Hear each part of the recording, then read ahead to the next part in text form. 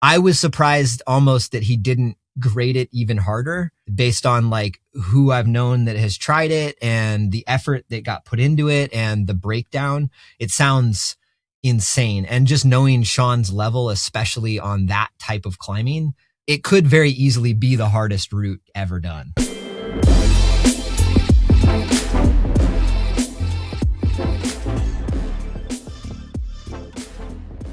Welcome to the Test Piece Podcast. This podcast is about all things high-level climbing. How to go from good to great. I'm your host, Joshua Horsley. I've been climbing for over 30 years. We recently updated our Patreon, and now you get exclusive content from the guests that you love. You get your episodes before everyone else, and they're ad-free. Try it out now at patreon.com/testpiece with a free 7-day trial. Okay, let's start the show. One thing I would address from the previous one is people thought I was just bitching at new climbers for not brushing well, and I was bitching at everybody. I want that to be clear. I've actually seen more crazy stuff from pros. You should name a few. Well, too, okay. I mean, I could. No. Wait, dude, hold on. Noah Wheeler. And I knew it. Freaking Drew. I bought in bulk like 100, 200 brushes because I got so mad about this. This was years ago. I've been mad about this. I stay mad about stuff. And I would just take a shit ton with me whenever I would go out because I would always, you see people and they're almost proud of like how blown out their brush is. This actually happened after a Swiss trip because we saw such insane brushing in Switzerland. So I got home, I bought 200 brushes in bulk, took them around with me everywhere and would like make people trade me for a fresh new brush. I would be like, you can have this, but you have to give me your like ridiculous, like there's 2 bristles hanging on. You're just scraping the rock with like wooden plastic. What are you doing? And one of the people I had to trade was Drew Ruana, and the other person I had to trade was Noah Wheeler. So if y'all thought that I was just heckling new climbers about brushing, I was not. I was heckling everybody. Y'all all need to brush better. I said what I said. That's your needle exchange program. That's it. Moving on. Okay, that's our cold open. That's our cold open. Yeah. We're doing it. I respect that. Will is surly this morning because it's 8 a.m. on a Monday. That was Will Anglin. There's Carlo Traversi and Austin Hoyt and me, Josh Horsley. It is Monday. I want to remind people that we record before the episode releases. I think people imagine that it like somehow just goes off into the airways, but it is a week before the episode is going to come out. And so please forgive us if news comes out and we do not have it all perfect. And please forgive us if we are extra surly because it is an early Monday morning and we all have full-time jobs to go to after this, except Austin Hoyt, who is in Switzerland. Yeah, Austin, whatever. Good for you. Have a good time. Made it. What do you mean? This is my job. This is my full-time job. Yeah, yes. I'm going to hold back on my jealousy for the whole episode. Pretty much. We were supposed to talk about how Yosemite is dope and how you were in Yosemite with Carlo, and I still want to do that. But then you had to go to Switzerland, which is just like there's too much granite to talk about. Yeah, dude, your teeth are going to rot from all that sugar candy climbing. It's ridiculous. Yeah. Don't forget the choss, dude. It's still out there. Oh, I'll never forget the choss. Don't worry. Yes, you will. It's gone. After this last trip, when Austin came out, we got to climb together. I feel like, his psych, I think is more than I expected. And I have no, reservations that he'll be still psyched on the choss because it seems like you're pretty much just psyched on anything and everything to climb. So, which is great. I love that. I absolutely love that. And it doesn't matter. So, because you still tried some of the chossy boulders in Yosemite, even when you had megas there. So. I did. So tell us, Austin, how was it? How was Yosemite Valley? Was it overhyped? Was Carlo overhyping Yosemite Valley, or was it all that he said it was going to be? And how'd the tour go with him? I think actually it probably still is underhyped. I think it was like, even though I knew it was going to be good because all these great climbers are psyched on and everything, we showed up at night. So we didn't even see shit on the drive in. We just showed up at night, pulled in the camp 4, and Troy and I were like, let's go run around. And so we ran straight into the woods, touched holds, and we were like, oh yeah, like why were we in Bishop? We went we went straight to Midnight Landing, and then we ran over to, I think we went to Thriller. We went everywhere at night just looking for things. And I was overwhelmed at first. I didn't even know what I wanted to try. I had a list going into it and didn't try any of it. But the rock is basically the way I described it to Siri. I was like, it's basically sandstone granite. It's just like the most perfect granite that has amazing texture. And it like it doesn't eat you either. Like you can just climb forever. And I think the theme of the trip for me was the fact that I don't know if I've ever been more inspired by a new area I've been to than going to Yosemite. Maybe, I mean, the only place I feel more inspired is at home just because it's home. But like going somewhere, I was like, oh, this is the place. I ran around. I looked at like Carlos said, I looked at everything I could. I was looking at the chalks, looking at the megas, everything, looking at cool holds on the wall that were impossible. Like I was so psyched, and it is amazing. It's amazing. Basically, like Carlo showed me, Adam, and Troy around some main areas at first, around the loop.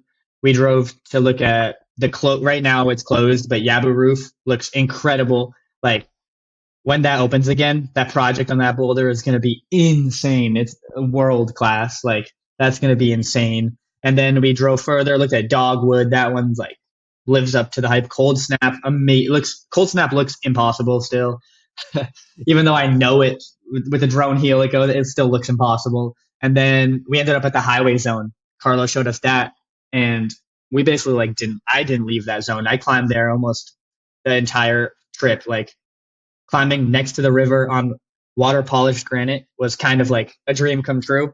It like felt like what I expected Switzerland to be, but for some reason it was like, I don't know. I haven't climbed in the river zones in Switzerland yet, but the Yosemite River Zone was like magical. Like it was incredible. The water was right there. It was, I don't know how to describe it besides like it felt clean. Everything about it felt clean.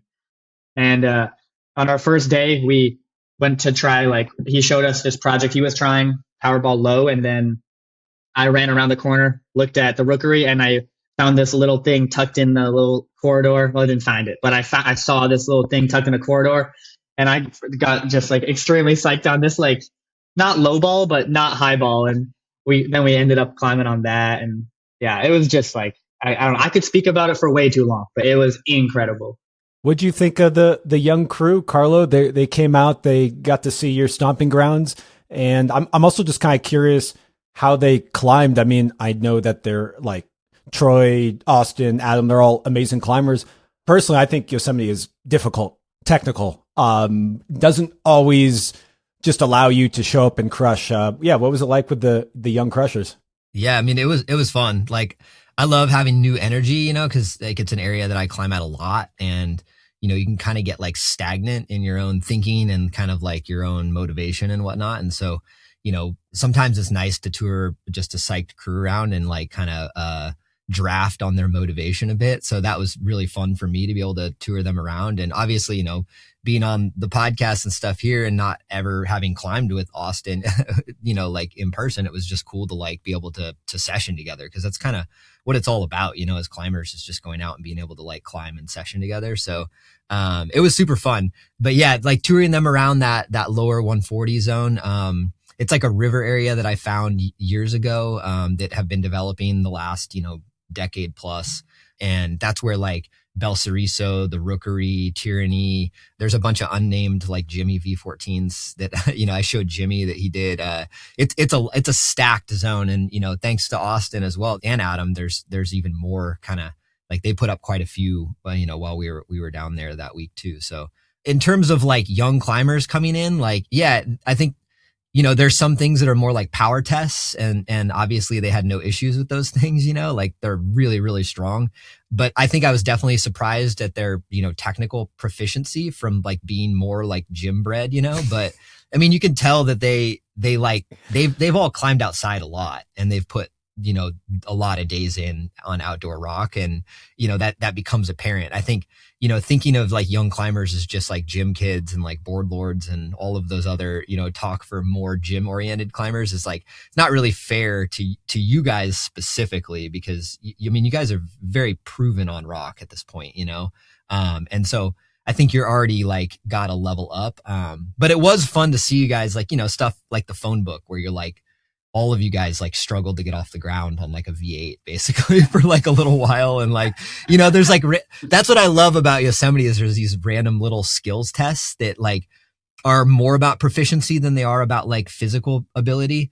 And like the phone book, I can just like run laps on it all day long. And it literally feels easier than climbing like V2 for me. Like they're V2s that are harder for me. It's not. And like that one, like you guys are like took a while to like kind of learn it. And I still feel like when you guys did it, you're still overpowering it like a lot. And, For sure. You're strong enough to be able to do that. But yeah, so I mean, it's cool too that you guys weren't just chasing like the hardest things. Like, I mean, like, I think specifically for you, Austin, like you didn't just like be like, oh, I'm going to try, the dark side or last line of defense or like, and just do that the whole time I'm here, like you wanted like the tour, you wanted to try a bunch of stuff. And I think that's like a really fair approach to like a new area. And it's like a great way to just like be psyched and like not dig yourself into a projecting hole like immediately. And I think that's a good mentality coming into it. And now too, you come back, you feel like you've built up a bit of a base and like you kind of really know what you're psyched on, and then you can dig in on one of the bigger projects or something. But yeah, just a psyched crew. I think that the cool thing for me was like just seeing you guys camped out, just so psyched to climb every day and just kind of like just raging. And that's how I was as a kid, just like living in Camp 4, like sleeping in a tent and like doing the whole thing. And my lifestyle is different nowadays, like doing day trips and like just a much different process. But it was really cool for me to like see just that level of psyche you guys brought. And yeah, it got me like motivated and pumped up again for sure about a lot of things. So I got to shout out Troy. I mean, I got to shout out Austin, Adam, and Troy. How you say Troy's last name? Is it Photo? Photo, yeah. It's spelled way cooler than that. I like how I feel like Troy maybe all you guys do this, but Troy just seeks out all of the classics. Like I saw him do Stick It, like all of these just kind of, it's not that they're obscure. It's just, I love that love of the whole area and of these classics, of these test pieces, just this like willingness to sample it all versus like you're saying, Carlo, just, okay, what's the hardest one maybe, or what's the hardest one I think I could do, and then come away with that tick. Like nothing wrong with that, but I don't know, like that's not how I feel when I see a bunch of new rock. I feel like a kid in a candy store. I want to try them all. And I feel like you guys did a great job of making sure to sample. I don't want to say everything Yosemite has to offer because there's so much, but yeah, not even close. Any highlight sends of the trip? Not necessarily grades, Austin, just anything, any super memorable sends from there? For sure. I think I'll give my top 3 for myself for the trip. I think it's in no order. I would say first was that FA I did near the Rookery. I called it Snug as a Bug. It was just really cool to me to like see something, do something, and I really like going to new areas and trying to like put my glasses on and give my vision to the area. That's one of my favorite things. And then I would say second was probably King Air. It's kind of hard to beat that thing. And like watching Troy flash it was first of all incredible. And I could not follow him up. I got to the big move on the flash go, I didn't get to the big move on the flash go, but I got to the big move off from the ground up, and I was being a baby. So I set up a rope and practiced on a rope, came down and then did it. But that thing was just incredible. And then I think my third one was this slab Carlo and I put up back to back we called it Endpoint. And it was just like this incredible water polished slab that was like end of the day, like getting dark. We ran back up, got the lights, got all the pads. It was just a really cool experience. And the climb is really good too and super unique, like comp style, balance, just something you don't see a lot. And it was a fun experience to share. Yeah, and those river stuff, those were like all projects that I'd kind of like scrubbed up or tried a bit before, like, and just you kind of run into a little bit of a like the roof one that ended up being Snug as a Bug. Like we'd cleaned it up a few times, but like we just kept going to other things and not trying it. And so that day when those guys were psyched, we were just like, all right, let's just try it, and I ripped a hold off and like it took a while to get it kind of cleaned up, but we sorted it out, and that was a fun, process. And then the slab I'd actually tried a lot and gotten kind of close to, but like never fully sorted. But I kind of knew that it would be a fun one to have like a crew of people on, because it's just like one of those ones where you're like kind of all sharing beta and it's nice to have a spot and it's just like fun to sort it. And so having a group there to like try it out and like figure it out, and then for us to do it was really fun. So it's a really cool slab. And then actually the one to the left that you did too, the Jeté, I tried that one two nights ago. I was there and I tried it at night, and I did the big move, the big jump to the sloper, which was rad. Sick. Like I never thought about jumping like all the way. But the first move was giving me trouble. Like it's really weird. Yeah. Me too. Yeah, I almost did the first move once, like, and it felt not that bad. Like I just kind of missed the hold. And then after that, I couldn't do it again. And I was like, what the fuck? This is weird. So, dude, the battle I had with that thing that night was insane. yeah, the punt and all that. But yeah, just cool boulders. Oh, Was that the video you sent? yeah. The epic punt where you fell off of like what ended up being the probably V2 top out. Yep. It was. Yeah. Yeah. And I was wondering how epic that punt was. Like, I wasn't sure how epic the punt was, and then I went up and did the top out like first try. And I was like, yeah, that's a pretty epic punt. This is like one of the easiest mantles like out here. I think your foot was like too close. All right. I'm jealous. I'm just listening to you guys crushing. Really fun. Not jealous at all.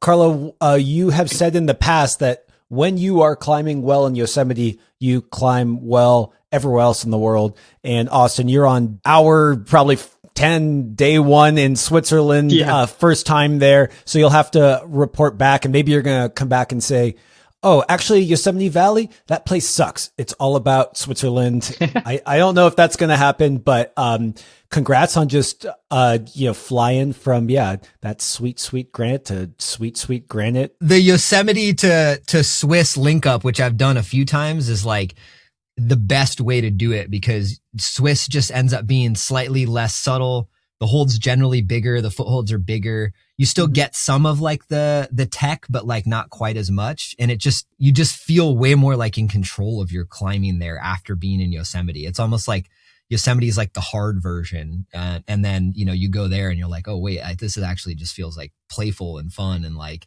you can just kind of rage. I mean, no like disrespect to Swiss, but the grades tend to be softer than in a lot of other places. Like not always, but they can be fairly soft. So you really get into this mode where you're like, oh my God, I'm just like flashing V11 and harder like every day. I think you're gonna motor through like everything really fast. You can't beat the quantity there.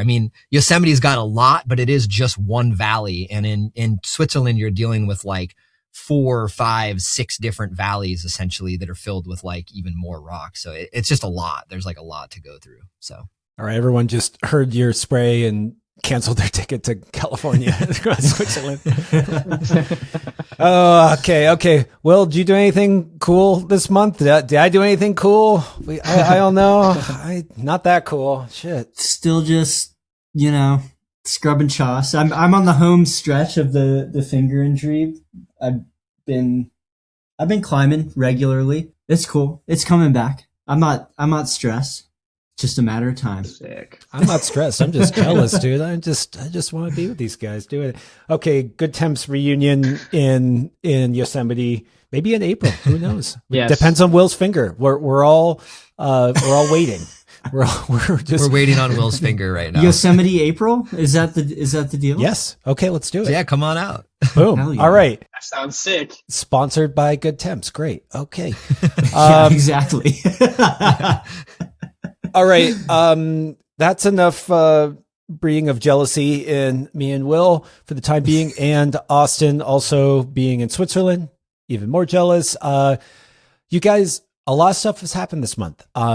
We've got a lot of media stories. There was 15D, there was 15A, there's big grades in all sorts of disciplines, and just lots of cool stuff. Little thing happened this past month. Sean Bailey did 15D, or actually I should say Sean Bailey announced 15D, and it's called Duality of Man. It is America's first of the grade. I think it's only the 4th of the grade in the world. And maybe we say it's only the first 15D because all of those other climbs took place where the font scale reigns supreme. And this is the era of stale news. Stale news. This is the era. Is people are climbing some of the biggest things, and the news doesn't come out for at least 6 months to a year after. So this stuff, I mean, yeah, all of the stale news, like, yeah, I mean, unfortunately, I had enough, people that are in the loop that I kind of knew when they happened. It's weird to not be able to talk about it really, like, publicly for that long. I'm not into it personally. Like, I don't think that this is like the way, in my opinion. I'm not sure why it has become cool. I think for professional athletes, it's not the way, in my opinion. But regardless, it's not my decision to make. Carlo, no, he just did a 15D. I don't care if it was early this year. Let's True. Give him his flowers. I just have to talk about like the fact that it was about almost a year ago that he did it. And yeah, absolutely. From what I've heard, I was surprised almost that he didn't grade it even harder. I heard that based too, on yeah. like who I've known that has tried it and the effort that got put into it and the breakdown. It sounds insane. And just knowing Sean's level, especially on that type of climbing, it could very easily be the hardest route like ever done, essentially. Do you know the breakdown, Carlo? Yeah, it's like a 14C. I think originally put up as 14D, but with some newer beta, with some knees and stuff, it's come down to 14C for Lee Majors, which is the route that Nathaniel put up quite a few years ago. And there's like an old Petzl video of it. And then from there, I think there's an okay-ish rest at the end of that. Not great. You go into like a V11/12, and then it says that there's a rest, but from talking about it with Ben, he told me that the rest before the next boulder is just one crimp, like one okay crimp, and you can't really recycle it. Like you can rest there, but it's not great. And then you go right into a V15 boulder. And then you get I think it's an okay rest after that. I don't know for sure. And then it's like a low end 514 to the top from there. And I know Sean fell off the low end 514 a couple times as well before doing it. And yeah, and I have also heard that there's been a number of strong people that have gone down and tried that route like for a significant amount of time. And I don't think anyone else has linked the V15 boulder together. And so, and Sean could basically just do it like go after go after go after go. So to have that level of boulder, when someone throws out a V15 on a rope, I'm like, yeah, is it really like, is it? But seeing how many people have tried it and not been able to do it, yeah, it starts to feel a little bit more likely that it could be that, so. Has there ever been a V15 proposed on a rope? I guess, Silence maybe. I think Silence does, but Silence has like a really good rest. And then like right before it. And then I think almost like a no hands. And then a pretty good rest after it, as is typical of like the flat hanger stuff, which is very broken in the boulders with good rest, either with knee bars or whatnot. So it's unique. It's cool. It's big news. Yeah. Sure. I don't want to rip too much on Sean about holding it aside. I'm maybe not the biggest fan of it. But I also heard that he was stressing about how long it was taking to come out, that like he didn't necessarily want to hold on to it for so long, but also it is arguably one of the bigger sends, and they're doing the Mellow Tour kind of around that as the big spotlight. And so I don't know. I think it's cool that they're trying to push something like a new way of doing things, maybe a throwback to the old era. I also don't like this whole not being able to talk about things publicly. You hear it through the grapevine because there were people there and it comes out and that feels awkward. But let's also point out that like they're doing this cool Mellow Tour thing, which could kick off something pretty big. It's reminiscent of Real Rock for me. I don't know if you guys feel the same way, but I could imagine if they continue putting effort into this, it could be kind of a new era that passes the torch into something that Mellow does in a more live event way, which could be really cool. Yeah, I'm not trying to talk shit like specifically to Sean. Like I think people have their reasons for holding stuff back and not, promoting stuff, and that's fine. And I'm sure Sean does have his reasons, and I can't speculate on those. I think it's just overall, I don't want everything to move in that direction, where like everything is just like a hard kept secret for like a long time. It just feels a little counterintuitive to like the promotion of the sport and like where we're at, difficulty wise and progression and all that. So, yeah, I'm not talking specifically about Sean, but yeah, I think with the Rock Tour, I mean, I think the tour that Mello's doing, the film tour is sick. I was hanging out with Sean while he was kind of planning it, and when we were in Norway and whatnot. And I was like, man, you definitely got to do this. This is rad. And even one of the films that is in there, the one where Sean and Nathaniel go alpine climbing, we watched that film together in Norway, and they weren't going to include that in the tour. And we were like, no, dude, this is amazing. This has to be in it. So I think people like, yeah, it's not like one of the big ticket ones where it's like the hardest descents of this, hardest descents of that, but that film is really, really good. Like, I think it's so much better than most of what I've seen come out, in the last years, that like they're doing a good job. If everything else kind of, all the other films kind of end up at that level, like it could even surpass, Real Rock in a lot of ways, especially like the focus on like really, really high end achievements in the sport. It's pretty rare to have something quite like that. So props to those guys for kind of corralling all of it and putting it together. It's always rad to see what they're doing. So yeah, real quick, Will, there almost is this kind of interesting way of doing things totally on each side of the spectrum where they are holding back the sends. It is a groundbreaking ascent, and they're making an extremely high quality movie around it and going on tour and making a whole event around it. And then I think the last 9C that got done was Big by Jakob Schubert, and they live streamed it. And there's something cool about just like, well, what do you think about like highlighting those completely different ends of both groundbreaking ascents? Yeah, I mean, I think both are cool. I tend to lean more on the side of not being as personally psyched when like the news itself is held on to for such a long time. But at the same time, I think echo everything Carlo is saying. I mean, I'm excited. I bought tickets for the Mellow thing. I accidentally bought twice as many tickets as I needed because I bought tickets to the premiere, but I'm going to be out of town. So I had to get other tickets, but I'm psyched. Like, I think that's cool. And I'm, I definitely get the kind of reaction to the immediacy and like how quickly things are just like devoured and forgotten about these days. And wanting to try to do something different, and that potentially leading people to hang on to things for longer or feel like they don't necessarily want to participate in that. And that's fine. I don't know. I don't really have strong feelings either way. And I'm kind of psyched to see the whole spectrum of it. Like Jakob's live stream was nuts.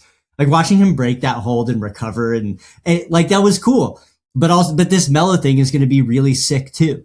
And everything in between. So it's cool that we get to kind of have that breadth of experience. And I'm really excited to see the Mellow tour and, all the ascents that I feel like we've known about, but really just haven't been able to see anything of. I think that I'm excited for that. It's going to be cool. You're totally foreshadowing the next big media topic about Connor Herson. But before we do, I have heard through the grapevine that our boy Jakob Schubert is in America and looking to go down there and take a crack at Duality of Man. Awesome. What do you think? I think he went and tried it. Did he actually try it? What's the word? Well, I think he left. Oh, well, I think he was there for one day. I think I don't know how it went at all, but I just saw on Instagram, he was there for one day. It looked like he was climbing on it a little bit, and I don't know, he seemed like in high spirits, so it couldn't have went that bad, I guess. He's probably psyched it's hard. He probably tried it and was like, hell yeah.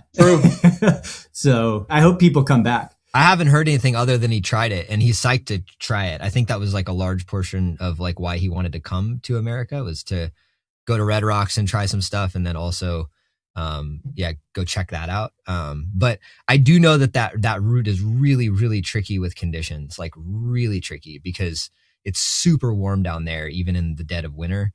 And like, even I think Sean I don't know if he did it at night, but he was trying it mostly at night because it was the only time to get good conditions. So how do you night session a route? Yeah. They had it like lit up, like he lit it up. Damn. Yeah. It was like a lot of night climbing. And then some stuff during the day if they had clouds or something come through. But I think it's a really tricky route to try it, which I think is going to make it hard to repeat. Like someone's going to have to be really committed to like, being on that program. So 15D, 9C, new grade in general, and there's only 4 of them out there, and none of them, as far as I'm aware, have been repeated by anyone else. And Carlo, just because you've been around as grades have gone up and probably seen a similar thing around V16, what do you think it says just about climbing and well, specifically route climbing and where it's going, where you kind of have these people who are all extremely talented and accomplished pushing into this new grade, but then no one's kind of been able to do each other's routes. And like, it must remind you of some previous time where you're kind of like seeing this push, but it's fascinating that no one's yet gone and climbed 9Cs. Yeah. It's much harder to put up really hard groundbreaking routes than it is to put up boulders, in my opinion. I think you just can't put in the same amount of effort because of the length of them, the logistics, having a belayer that's committed. Like, they're not more rare, but they're just like harder to find, like these perfect situations that kind of work out. I kind of thought that we were going to see more of a push into the sport climbing, side of things for a while. And I was a bit wrong about that. Like, we saw more of a jump in bouldering progression the last years than we have seen sport climbing. But I think that we're more set up for these savage downgrades in the bouldering world than we are in the rope climbing world. Like, I think I trust the rope climbing grades that have been proposed right now for these routes more than I do with some of the cutting edge boulders. Mainly because first of all, the people that have put up these routes are really accomplished and have a really like big base that they're kind of building off of. And then the amount of time that each of them put into putting these routes together, it makes sense, for those grades to kind of have been put out there. And yeah, routes, I mean, you can always find ways to kind of downgrade stuff with like little like knee bars or other things. But I feel like the routes that we've seen and the capabilities of the climbers that are out there, like, I feel like a lot of the tricks have been found kind of early on just to make them possible. So I just don't think we're going to see the same kind of grade compression coming. But it's hard to say. I think it's just hard. It's hard to try these things. I mean, it's a lot easier to just go bouldering with your friends and try hard boulders than it is to go. I mean, I have sport climbing projects and I have bouldering projects, and it's like when I did flex, like one of the hardest things I had trying flex was getting a damn belayer up there. Like, there were many days where I was like, I could go do it today. Like, I could actually go do it today. I feel really good. The weather's perfect. And then just like, I wouldn't have a belayer for like a few days. And I would just go up on a mini traction and like make sure that I was, refining whatever I could refine. And then some days you line up a belayer and it doesn't work with the weather or like, how you're feeling or whatnot. And so it's tricky, like sport climbing's harder in that way, I think. Logistically. You don't think these pros just have like belayers on staff, like just a professional belayer to follow you around? I mean, I think they definitely have people that they have lined up, but it isn't a sure thing all the time, and I think people don't share that. It's like, other people have lives too, they don't just have like an on payroll belayer, like, especially Sean. Like, I know Sean's not like just raking in the dollars, at least on that side. And he's not like heavily sponsored at this point either. He's kind of doing his own thing. And, yeah, it's not. And even when I've been on trips where I've had fairly good support, like even bringing in a belayer is like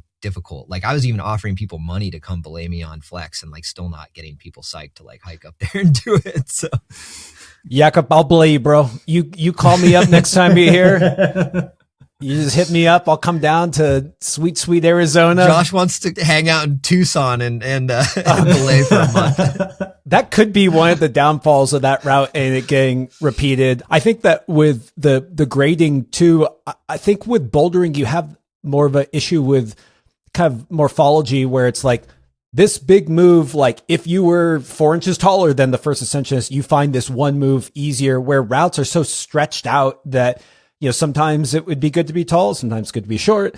And I kind of like that about it. But I also think it's interesting that this thing Sean Bailey put up sounds like it has a really freaking distinct crux boulder. And I have heard what you heard, Carlo, about people just trying to do that crux boulder and being unable to do it despite being extremely accomplished boulders. And I don't know, it's fun seeing something poke into that grade that's maybe a little more bouldery, although I still hear it's like 40 meters or something. It's still a massive pitch, but just with that very distinct hard part. I'm psyched for Sean.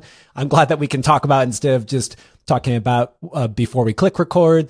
Psyched on the Mellow Tour, and also psyched to see Connor Herson's 15A proposed trad climb called Drifter's Escape. Now, we're recording this before that news is actually broke because we were supposed to not talk about it until we knew it was going to break. So I got the okay from Connor to release it or talk about it today. Although there is other stuff that we can't talk about that Connor's done also. And just so everyone knows, I'm purposefully teasing this because he said I could, but he also wanted to talk about the issues around having to hold back sends. And I actually have a podcast with him in a couple of days to go into that. But all that is to say, good job, Connor, on what looked like an unbelievably beautiful pitch.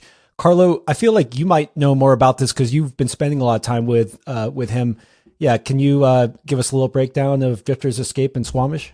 Yeah, I'm actually not, I mean, I've talked to Connor a lot about the route. I don't have like a full breakdown, at least like in my head, of like how it kind of is segmented. I just know that, Connor has basically motored through like the hardest trad pitches in the world in the last couple of years.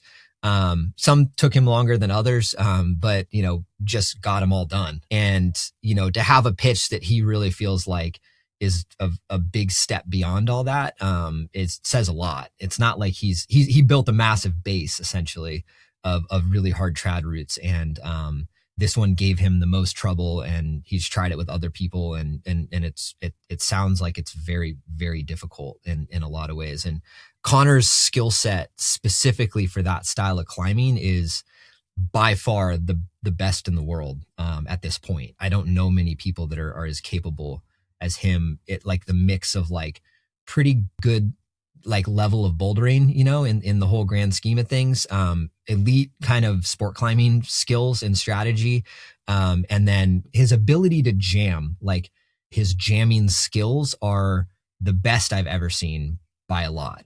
And we got to see that in Norway, where it was predominantly like a lot of jamming on the routes that we were trying there. And I was climbing with Babsy and Jacopo and, Sean Rabitou was there, and it was a good crew. And Connor was just on the bouldery sections. We were all kind of like felt very equal, but in the jamming side of things, like there were jamming cruxes for me that I was like, I can barely hold this jam, or I just can't quite figure out how to like make this work, and that's like his res, and when you have like such a big difference there, like, it's hard to keep up with him, when he's resting on your cruxes essentially. And, it speaks to like his time in Yosemite, his time growing up trad climbing and really digging into that skill set early on. I did that a lot in my youth, but I spent, 10 years away from really like refining my jamming technique. And, it shows like I'm not good at that style, luckily I've climbed some hard trad routes that didn't require a lot of jamming, but specifically that trip to Norway for me was like, wow, if I want to be better at this, that's a huge room for improvement for me. Will, you kind of did some trad climbing. You kind of came up trad climbing more than bouldering, if I remember correctly. 515 in trad climbing just seems like an outrageous number, because I mean, that grade didn't even exist when I started climbing. And to think about in a traditional sense where you're placing pro on, I have a hard time even understanding. Actually, this is a dumb question, but I can ask dumb questions. In trad climbing, I know that it doesn't count unless you place gear on lead. Like how does that factor into difficulty? Do you know what I mean? Like I know that it depends on the route, but it just seems to me like that must be really part of it, because sometimes you might have to use a hold that you would normally use. You have to put a piece of gear there, or you have to do a weird sequence to just place a gear. I know maybe you're not the most expert trad climber, so I'm putting you on the spot, but just some insights into climbing hard like that. Yeah, I'll be curious, Carlo's perspective on this too. But yeah, because my trad experience tops out in the 13 range, so. That's really high, man. That's really freaking high. That's still really good. Yeah. It's more like, tell me how this lands with you, Carlo, but it makes a difference, but it's when you're good at it, it doesn't like it's just a part of the route. Like I think more often it's the issues like you're talking about, Josh, where you're like, damn, I'd really love to grab that. But now it's also the only nut placement. And I have to figure out how to also climb this section and protect it. Like those are the parts where I really feel like it's making a difference. But otherwise, like the gear becomes a part of the sequence. If it's hard, you're doing it multiple times. It's not like you're wondering what goes where. Like you have a plan for all of that, and it all just kind of becomes what the route is. I don't know. At least for me, it feels natural. It doesn't feel weird. until you get into those issues where you're starting to have to make decisions about what you're protecting versus what you're actually going to be able to hold on to. And certainly 515 in a trad scenario is insane. I mean, that's the first proposed. Maybe what's crazy is thinking about that difficulty level in that style. I feel like hard trad, like crack climbing, it doesn't track the same way to me as I feel like bouldering difficulty feels. A lot of it is like this, it's so insecure. Like you're like, I don't know how I'm not falling right now. This sort of just feels like magic. And then as things get harder, that feeling gets more extended and you're like in this like weird world for like a really long time where you're kind of wondering, how am I even still climbing this thing? And I don't know. It's been a long time since I've like pushed anything as far as like trad climbing for myself. But yeah, Carlo, how does that land with you? I mean, Will, you kind of touched on it, but it is very route specific. I've climbed routes trad that didn't feel that much different placing the gear versus like if I had bolts or something, or if it was on TR. And then there's routes where it's like, it changes the whole thing. Like Magic Line, I think like second or third try, I TR'd it clean, like immediately. And I was like, this feels actually really, really manageable because I could climb so fast and not stop. And then Magic Line, the difficulty became in stopping. Like if I had to plant my feet, take one hand off for like a period of time, that was the hardest part of the route for the bulk of it. And so being able to just kind of rage like on TR was very easy. And then having to stop changed the whole game. Meltdown was a little bit more like the stances that you place from are already like kind of shakeout stances a lot of the time. And so like it was a little bit closer in difficulty I found between TRing and leading on it. Although a little bit scarier, but it is very route specific in my opinion.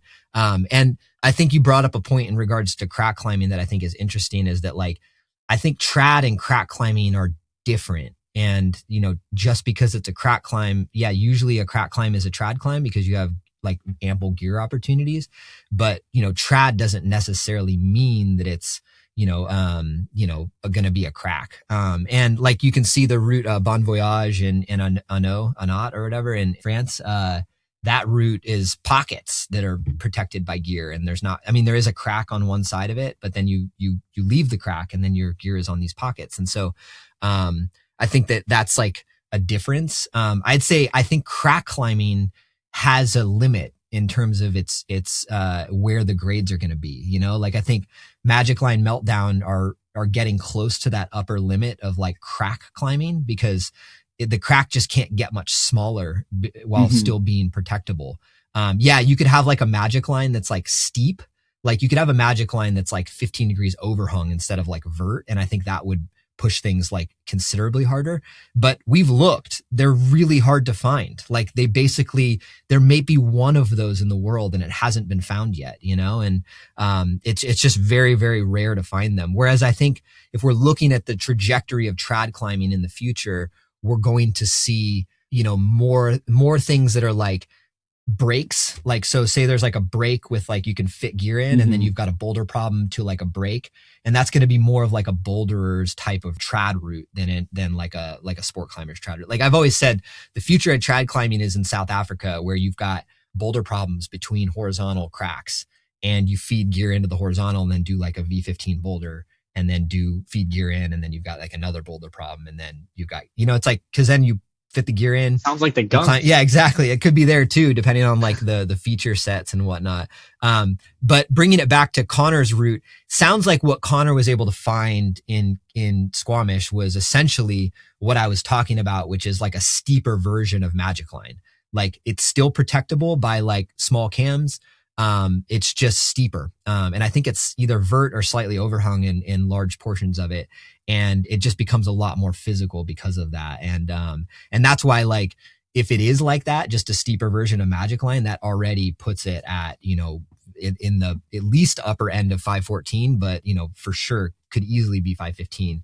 And, with the grades, it's like, I trust Connor.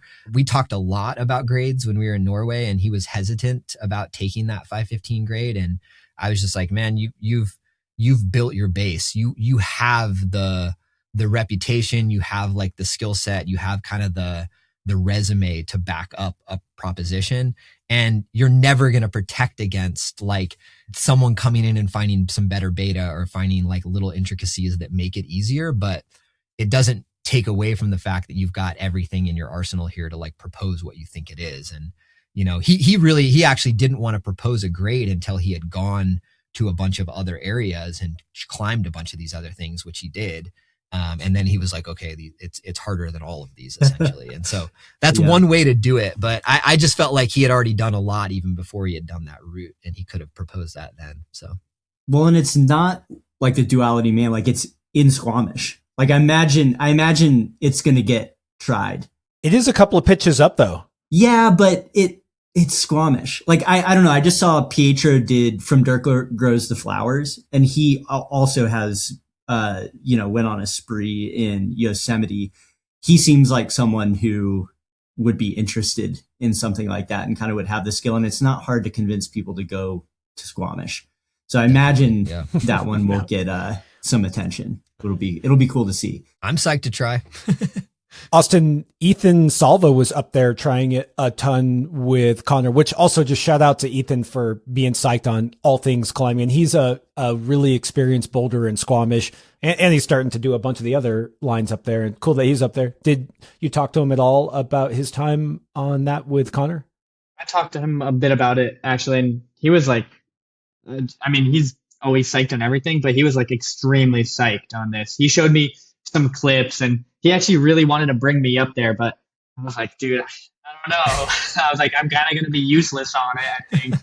You don't know. But no, never know, I guess. But he was extremely psyched, and I know I think he's into trying it, and like he's pretty psyched to try to work it. And yeah, I don't know too much about it, but I know he was saying it was incredible. And it sounded hard. And yeah, I love that, Carlo. Thanks for making that distinction between trad climbing and crack climbing. That was a really important thing to point out. That, Connor's good at all climbing and really good at trad climbing, but specifically, this is a style of crack climbing that he has a lot of experience with, and looks to be maybe one of the hardest in the world. And just, I read his article on it, and just, you could just hear how psyched he was to find something like that, and how he was just drawn to it. And it sounded like a really joyous experience for him too. It was not, miserable and beating his head. He had the ups and downs that everyone does in projecting, but he sounded like he was having a freaking blast. And it's cool to see someone, build that base, have a lot of fun his whole life, and then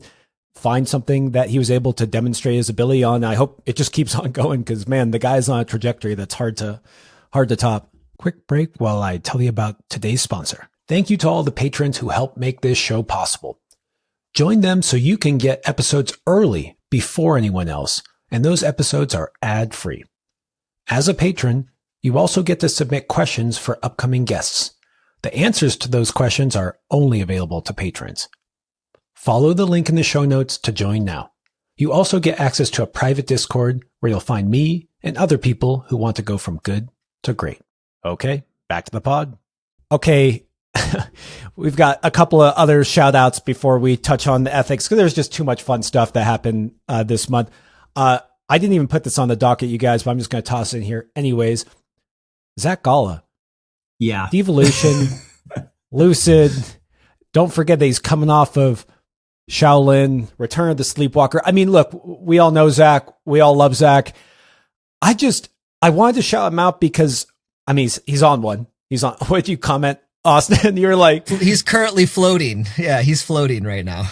But there's something different there. So, okay, clearly extremely strong, really talented. He did well at comps, and he's got that kind of newer school style if he wants it. Incredible board lord, just strong as can be, really technical and good. But I also love seeing this kind of siege mentality. Not sieging exactly, just he decides he wants to do something, and he puts in the time and learns it. And then the lines that he picks are beautiful.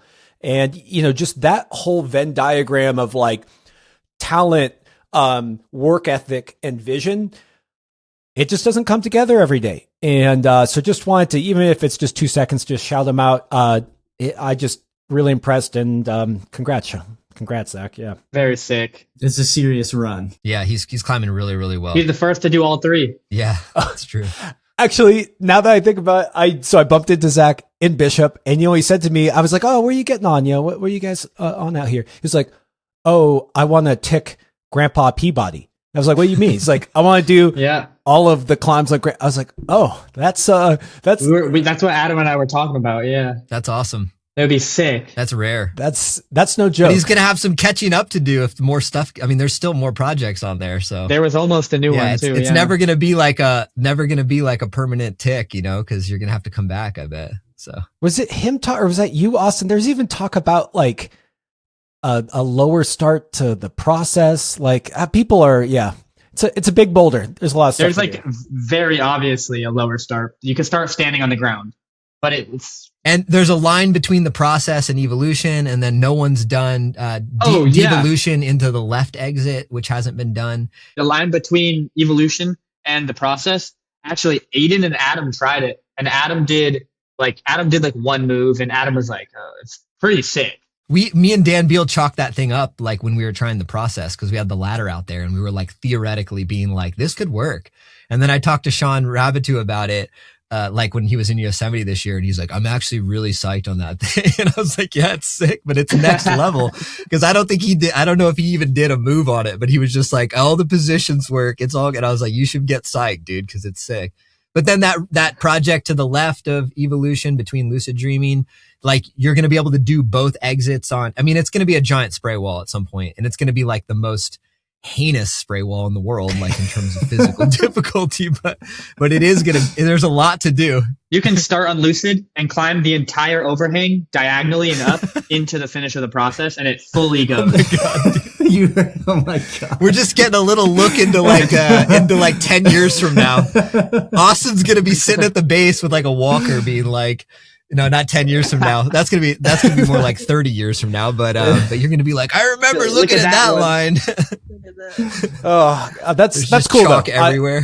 I'm okay. I mean, I don't know. There's something about the purity. Like there is something about having those singular lines up that great boulder. But I also, like why not climb it if it's there and they're all gonna be dope and hard. Good job, Zach. Way to put in the effort. Also, Nate Williams put in some effort. Return of the Sleepwalker. He's been trying it for 34 years, and it's amazing. They finally did it. You know what the vibes of it for me is actually when Austin Guyman did Defying Gravity, where it's like everyone knows, everyone's been waiting, everyone's been watching, and then when it happens, and somehow it's like way bigger news than like when Zach did Return. We were like, oh, yeah, of course, Zach. Good job, man. On to the next. But Nate doing it. Congrats. Good job, dude. Good job. Yeah. He tried it, became a Fortnite pro, tried it again, and then did it. It's crazy. That's the order. Interesting. Okay.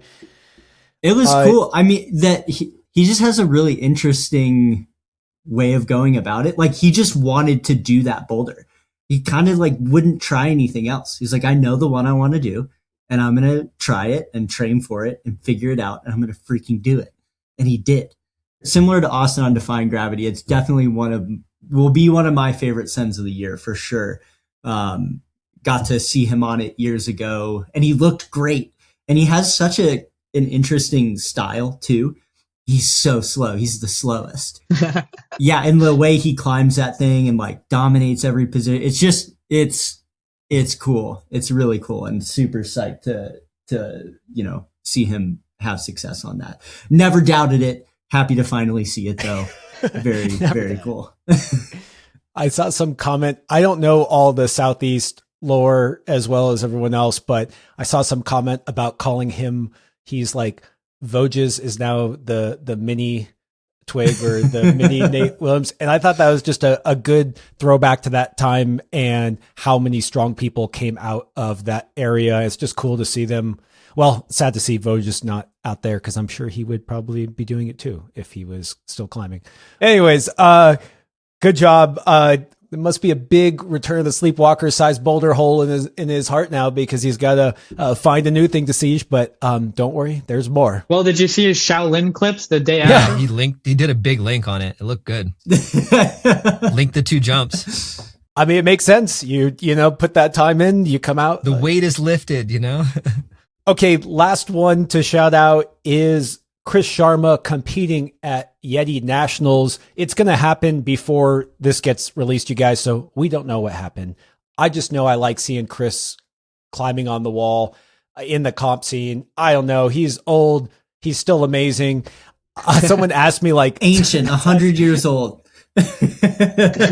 I don't think Chris would tell us otherwise. I think he would acknowledge the reality. But then someone asked me, what do you think? Does he have a shot? And I said that with his abilities and strength and just like literally just his current physical state, I think he totally has a shot. It's hard for me to know if he's going to be able to read the route in the right way and do the moves that are the easiest. Like, it's just, if you haven't been sitting there reading comp routes for the last 20 years and climbing on them, sometimes it's like, oh, that's obviously a double clutch, but maybe it's not obvious for someone who doesn't sit there and watch all the time. And when it's an on-site round, even if you have the physical ability, there's a lot to just, you know, having the right beta. It's good to remember he has a very large route climbing gym near his house in Spain that he built. That's his gym specifically for this. He's got very good route setters that set, you know, at like a high level. I would expect that if he's coming over, he's pretty well prepared in my opinion. And yeah, like I think it is not easy to just jump straight into a comp having not done one for a while, but he did compete, I think, in last year's. Was that just last year? Yeah, and I think he did. Yeah, he did well in a national cup too. Yeah, he did a national. No, yeah, he wasn't a nationals. He competed in a national cup. And I think I've heard that it's maybe because he's like interested in trying to get into the Olympics. And so he's still kind of testing the waters to where that's at. But I don't put anything past Chris's capabilities. If he wants to do it, like he'll probably figure out a way to do it. So he's very capable. I want to go back to what I said. There's no bigger Chris Sharma fan here than me. And the reason why I made that comment is because I watched him at that last National Cup or whatever it was. And the way he did this one section, I can't remember if this was to get into semis or, yeah, I think it was in qualies, but he just did this move and he did it in an unbelievably hard way that other people kind of double clutched through. And it just showed how amazingly strong he was, but how sometimes, and maybe that's not even a knock on his age or his route reading specifically. Sometimes you just don't get it right that day, you know? So, that's where I hedged my bets. Carl, no one wants to see Chris in the Olympics more than 40-year-old, Josh, who's been his fan forever and wants to see a Masters, Olympic final. So wishing you luck, Chris. Cool also to see him that guy just likes to climb, man. Just likes to climb. Yeah. I love it. I wish I could compete. I was kind of planning on going down there to compete in bouldering, but I just ended up having too much work going on. So, but I'm still psyched to compete. I'll still plan on competing. So just when I can. That's sick. You should come to Method Underground. I will. When is it? It's in April. April? That might be a tricky month for me this year, but we'll see. Also, just because it came to mind, Chris's video of Vision Quest in Mallorca, absolutely dope. If you haven't watched it, it's like 15, 18 minutes long. It's just peak classic Chris Sharma video of Chris Sharma. I don't know, man. That's awesome. Just watch it. Just watch It it. feels like a Vision Quest. There you go. Okay, guys. Ethics segment. Let's not get canceled. Or if you've already been canceled, say whatever the hell you want. You're on, Will. Oh my just gosh! First of all, it's a podcast. We're four freaking dudes talking bullshit about some bullshit. So figure it out. Like, it's okay. Just keeping things into perspective here. Yeah. We know too.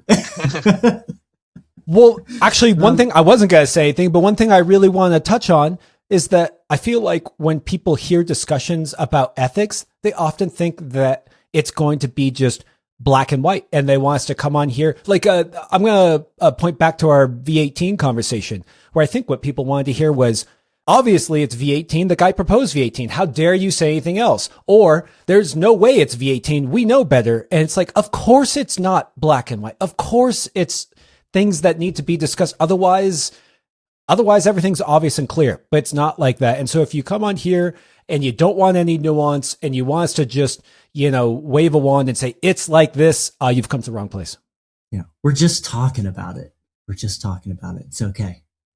Okay. Well, this topic is an ethics segment, but it's not exactly pure ethics. It's something we've been discussing that Will brought up that seems to kind of set the tone for ethic discussions in general, because it kind of sets your frame. And it's this idea of, how does one view climbing? Do they view it in a sports frame or I'm going to use the word alpinism frame, because that's what you said, Will. And I just kind of wanted to toss it to you to kind of set up this different ways of looking at climbing as a sport or maybe as a alpine pursuit. Or the roots. Maybe it's the roots. Well, and semantically, I'm going to talk about it as like sport versus alpinism, just because that's how I've been thinking about it for a long time. And those are the words I use. If you don't like those, then come up with your own. But those are the words I'm going to use. But it really, to me, kind of feels, again, Carlo, I'm curious, but I feel like it sort of came up in climbing around a similar time. And it, especially looking back, feels like an important sort of transition period from 20, 25, 30 years ago to now, and kind of how especially the sport of climbing has developed, and sort of how is sort of muddy in the way that it's juxtaposed against like traditionally what climbing has often been about. And this is something that I feel like struggled through in real time as I was learning climbing, and had various mentors in climbing who all came from different backgrounds, and then was also like a kid climbing in comps pre-USA climbing, and then eventually got into some USA climbing comps when I was a little bit older and was taking the comps a little bit more seriously, but at the same time was still like trad climbing and bouldering and doing all this other stuff. And so the two things are like, the sport. If you look at climbing as a sport, an athletic endeavor, it's in the Olympics. We have competitions. When you look at it that way, there are certain things that sort of start to become necessary. Certain rules start to become necessary in order to compare achievements, because it's a sport. Like sports have to deal with that kind of a thing. But where a lot of climbing comes from, and it's not to say there haven't been famous rivalries or competitions in kind of mountaineering and alpinism and all that stuff, it is certainly less of a sport and more of a like exploratory thing where the goal is to go up there and come home and not be dead at the end of the day. And how you do it didn't matter so much. It was like you go from point A to B and then come back. Style does end up becoming important. And then you have people doing like more alpine ascents, which are like unsupported, where previous, like way back in the day, there were these crazy siege tactics, like tons of people, tons of support, Sherpas, like gear, hauling the freaking compressor up Saratoga. Like it's been a transition where anything went, and then style kind of became more and more restrictive as people got better and gear got better and things like that. But that more almost like lifestyle pursuit, I feel like people talk about it in that way a lot. It's also not to say there weren't some more nefarious driving forces behind mountaineering and alpinism back in the day. But I really like thinking about it as kind of these two different things, like coming at climbing from this more alpinism, like lifestyle, being in the mountains. There's sort of these objectives, and it's less about doing it in a certain way so that you can compare against other people and be better and graded and have all this stuff.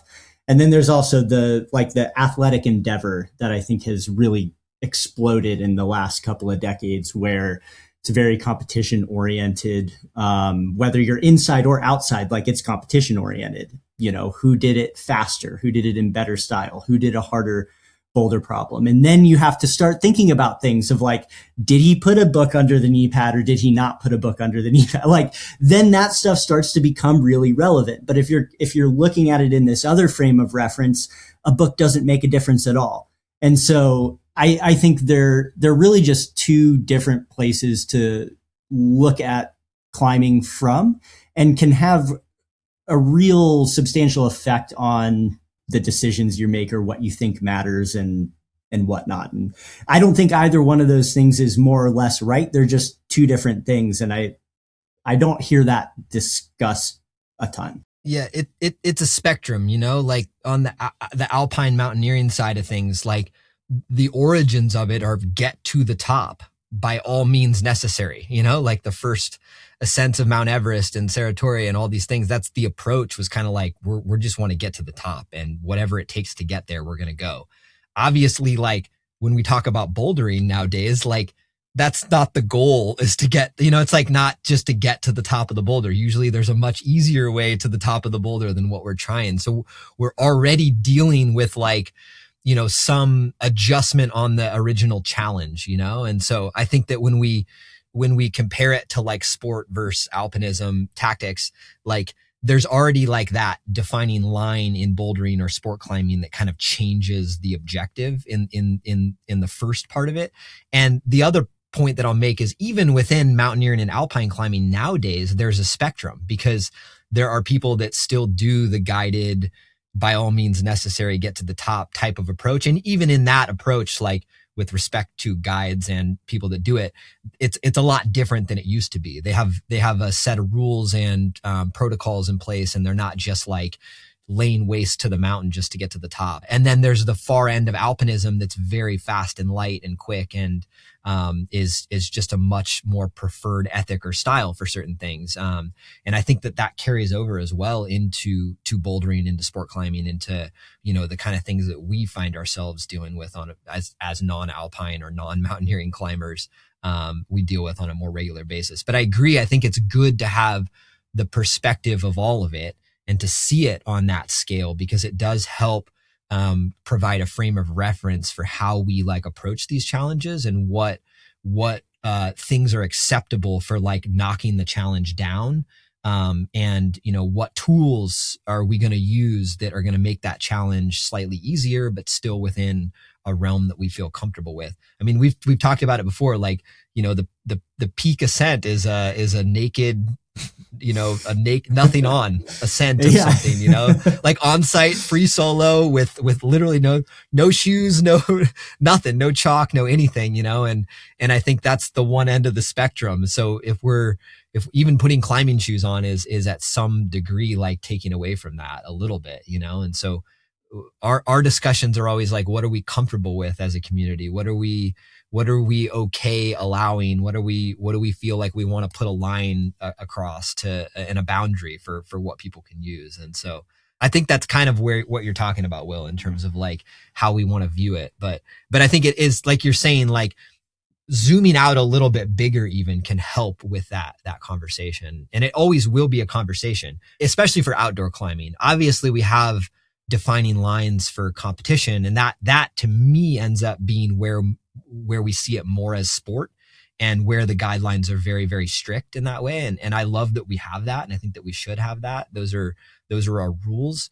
And I think that there are going to still be rules in the sport climbing and bouldering space, but they might be a little bit more nuanced. There might be a lot more room for flexibility in that, because it's different. It really does bleed out into, so yeah, if it's against the rules in your competition, it's against the rules. Case closed. Yes, they're arbitrary. Those are the rules. Like that, you can't, I was going to make a football analogy, but I'm just not even going to try. But then there is like the book under, and Simone, awesome guy. Don't want to like, it's not like he tried to hide what he was doing. He named the climb after it. But it's worth talking about. It's like, okay, this bleeds out into it. No one's making a rule. Can we put rules on outdoor climbing? And we're not here to say that or not say that, except for some of the people who wanted to submit their sentence to us to tell us if it was in fact legit. But it does, again, this is why I like that perspective so much from you, Will, is it helps me. Like at first, my intuition was like, who cares? It's rock. Like you guys do whatever you want to do as long as it doesn't harm the rock for others. Just that simple. Whatever you want to do, that's your body. That's, you strapping 2 shoes onto each other or a book on your knee pad. Like it's your journey. You're having that adventure. Like who am I to say? But it does bleed over. And again, I don't want us to like come and try to put rules on it. But when you put out that framing, Will, all of a sudden it changed my vision of like, oh, like that's why we can say it's not all right. Or that's why we can go on the other end of the spectrum, just say, go have fun, climb Everest by having a Sherpa carry you the whole entire way, literally, or having a helicopter drop you on top. That's your game, Aside from like damaging the environment, like the biggest thing that I take issue with in style is the communication aspect. Like if people don't do a good job communicating the style in which they did something and they're not transparent about that, that's in this sport, that's one of the things that I take, kind of the biggest issue with. Essentially is that, maybe you did it in a poor style. Maybe we will talk shit about that poor style, but it can only go so far if you were honest and transparent about that fact. Like I know people that have done stuff and been like, we did it this way. It felt like the best decision for us at the time. We know it's not perfect. That's how we did it. And honestly, like I can't, I'd be like, yeah, you should try and improve upon that because it's kind of shitty style. But like, as long as you're not damaging anything in the process, that's as far as the shit talking can kind of go. Whereas people that have held back on communicating how they approached that challenge and not giving us the full story and lead people to believe that they did something more than what they did in terms of style, that's where I take the greatest issue in the climbing world. So just if you're going to take anything from that conversation in terms of alpine versus sport and kind of the full spectrum in between, just communicating how you did something, the tools that you use that might be different from what other people used is going to get you really far in terms of respect and in this community and beyond. I think the point is like that it is a discussion and that it isn't like any of these hard and fast rules. And there is this larger context that you can kind of interpret different things along the spectrum. And like, that's what we're doing. Like we're having that discussion. And I think part of like why we even bring it up is I think people think that it's not that way. And then they hear us say something and they're like, oh, they're saying that this is this way. Like, no, we're just participating in the whole discussion that like everyone is having all the time. And it's just a discussion. And we could talk about it from any, like you can take any achievement and Carlo, like you're saying, like as long as someone's honest about it, that's like the key thing. And then you can place yourself anywhere along this spectrum and then interpret that thing that happened in any one of these numerous ways. And what's interesting is like that you can have all these different kinds of conversations about it. Like I harp on the book on the knee pad just because it's such an easy example to talk about, but it's a discussion. Like he didn't hide what he did. It's great. Is it better style to do it without a book under your knee pad? That's a discussion that can be had. But yeah, the idea that we're like sitting here laying down rules is silly. We're not. We're having the discussion. For sure. And I think one thing I'm curious about is how like other sports or quote unquote sports or whatever, like how they go about handling, because something like skateboarding, for example, I'm no pro, but like they have the skating comps and they have the street skating. And I think that's pretty similar to climbing in a way where we have the climbing comps and we have the outdoor climbing. The outdoor climbing kind of relates to the street skating, but in skating, they have no grading. They just have style. And I think where we get lost in translation with outdoor climbing is the idea of grades, but I think grades are necessary as well. So to me, the reason outdoor climbing will always feel more like sport than alpinism is solely because of the grades. And I think the grades kind of tie it down. You know what I mean? I feel like they kind of tie it down to the fact that like you could quote unquote cheat. And if you did, it wouldn't be the same. Whereas in like skateboarding, if you quote unquote cheat, I don't know, but I think you'd be doing something different. You wouldn't be doing the same thing. So I came into climbing in that about 30-year period ago, Will, that you mentioned. And I feel like I was arguably one of the first kind of gym kids. There was only a handful of gyms out there. I was young and I came out of gymnastics. And when I came into climbing, to me, it was just a wide open free for all that I loved. There was no right or wrong way. It was like, Josh, get to the top, get to the top. Can I heel hook over my head? I don't care what you do. Just have fun getting to the top. And then I was in the JCCA and, competed a bit, but it was just the beginning of kind of taking it seriously and it meaning something. And there was, some stars in indoor comps, but really it was just like, hey, show up and get bragging rights really indoors. And it wasn't so much like you weren't going to get sponsored because you won a comp, you know? And I think the thing that I wanted to communicate to people who might hear this spectrum and think to themselves, like, where am I on the spectrum? Is that you can go from one to the other. And I often encourage people to have an adventure, to go out there and just have an adventure. And when I think of alpinism, mountaineering, wherever the case may be, and even when you bring style into that equation, to me, it's all like fundamentally about adventure. And that's what really kind of pulled me into climbing. Is I had come out of a really rigorous, very structured sports where it either you win or you didn't. And if you didn't win, you were a loser.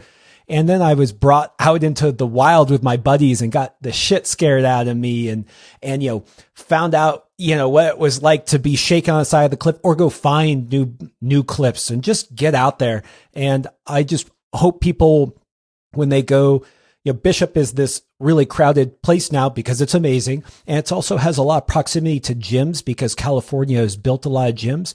And I see people come to Bishop, pull out their guide, and do these classic climbs, which are classic and amazing because they are. But I also encourage you to do that scramble to the top of, Bishop to go out to some outlying area like the pollen grains and then scramble around and just sport is great. And there's a side of me that just loves that pure physicality. I got to tell you, coming from being in gymnastics, something that I like about climbing is also absolute physicality. But don't think that you can't explore, and have that adventure and just, enjoy the whole spectrum is what I would say. There's no winning in climbing. Yeah. It's what drew me to climbing in the first place. As a kid was that there was this really nice blend of sport and adventure essentially. Where some days feel like they're just pure adventure, exploratory, just kind of existing in the world and seeing new things and just getting out there. And then there's aspects of it that are very sport, very much in terms of performance and physical capability and this set of rules that you're kind of comparing yourself to and whatnot. And I love that blend, but I think it's good to know that it's you're always kind of bouncing between the two a bit in kind of this gray area in between, especially in outdoor climbing, it's going to exist somewhere in that spectrum always, and there's not a very strict set, of rules that kind of define that. So, yeah. And I think it's often a broader world than people know just because it's often presented in a pretty one-sided way, especially on social media and kind of these days. Someone would be like, well, I don't really like climbing. I'd be like, well, what do you even mean by that? You don't like going to the gym or cause there's so many ways that you could go climbing and so many ways to kind of explore it. It sort of never gets old to me. I think that's one of the things that I think I like about it so much is, right now I'm getting older, but I'm younger. And there's things that are fun for me to do now. But I've done a little bit of mountaineering. I've never really done any alpine climbing. I'd like to, but done a lot of trad climbing and all that. And I know that there's all these different worlds of climbing that maybe one day I'm not gonna be able to crimp as hard as I've ever been able to crimp, but there's still just this vast world of climbing to kind of continue to explore and adventures to have and places to go. And that doesn't exist in the sports that I came from, where's the 30-year-old pickup lacrosse game in my neighborhood? It's not happening, but I go rock climbing every weekend. That's sick. No one does gymnastics past 16. Yeah. It's cool. You can do it forever. That's the reason that climbing takes over everyone who does climbing takes over your life. I never would have thought I would be going to Switzerland for 10 days just to try a climb. You know what I mean? It literally, when you're in it, and it takes you around the world. It takes you, if it could take you anywhere. You know what I mean? And places you might not normally go. I didn't even know Ticino was a place. Yeah. Why would I go to South Africa besides going to Rocklands? I'm sure there's plenty good reasons, but yeah, just gotta say that. Okay.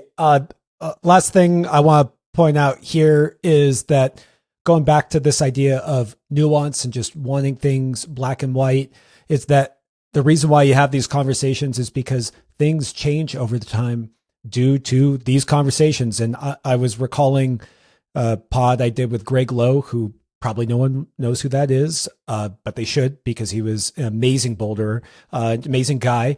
And he relayed two stories that come to mind. Did he do Shining Path? Is that the same Lowe? No, that's Pete Lowe. Different Lowe. Yeah, Okay. Greg Lowe, spelled differently too. He did Chinese Connection in Mordor. He did Focus and Waco. Incredible guy. He was in the Rampage. I think he was in Rampage a little bit too. Yeah, I think he was in showing him Rampage. around. Exactly. Yeah. He's amazing guy. I did a podcast with him. Can't recommend it enough. That was a great podcast. Thank you. One of my favorite to ever do also. He told me a story where he's, was doing some climb, and this is pre-crash pads, and he noticed like a pointy rock, and he pushed some dirt over it when no one was looking, because it was like unethical at that time to, even reduce the landing and the danger there. He also told me about someone who was trying to do Midnight Lightning and set up a top rope on it to rehearse the top, and he was excommunicated from that group. Now, clearly, times have changed. Austin, you can't come on the pod now that you've tried King Air rope. But, yeah. There was a top rope and a ladder on Midnight Lightning yesterday. Just good tactics. Dude, even in college, like for us, not trying a boulder ground up was ridiculous. We're like, that's head pointing, and that's not what we're doing today. We're here to boulder. And like, I probably have less falls in my back now from living through that period. But like now, like I've gone back to things like around the Gunnison Valley and been like, oh, are you serious? Like, why didn't you just put a rope on this? Like this, and now I'm having fun and not taking like 20 footers into like a gymnastics pad I took out of a freaking junkyard. And it changes quickly. Or you could still enjoy the style of ground up, and you talk about it. And it's like, and that's what's great. So you guys, it's not black and white. You can cancel everyone but me, and let's move on. Although actually, as we move on to the Patreon content stuff, Wills, ever since you brought this up, and it's been like a month we've been trying to talk about it, I'm really glad we tackle it, because I think it really will be something we refer to again and again, or I will refer to again and again in my discussions about ethics, because it really does help highlight what frame you're taking. And then you can start talking about if it's appropriate or not with a shared frame where it's like, oh, you're in a competition. Don't use PEDs. Like it's against the rule. You can't match that because we said you can't match that. And then it's like, look, I just want to climb Everest no matter what. I don't care if I have to pay $1 million. And it's like, okay, that's your game. Good for you. Have fun. So yeah. And to the alpine climbers, don't get mad at me. I know that there's a whole spectrum in alpine climbing too. And those are just the words I'm using to get the idea across. It's the coolest word. Alpinism sounds cool. It's cool. It sounds cooler than mountaineering. It's the coolest discipline. Cooler than steep hiking. I don't know. It's like don't get the alpinists coming after you, Will. That might be a problem. They're scary. They've got ice axes. They're the only ones I'm actually worried about. To be fair. I don't know. Jimmy Webb was pretty big looking. Yeah. I'm not worried about Jimmy. He's Webb. a big teddy bear. You know? Yeah. Oh, he's nice.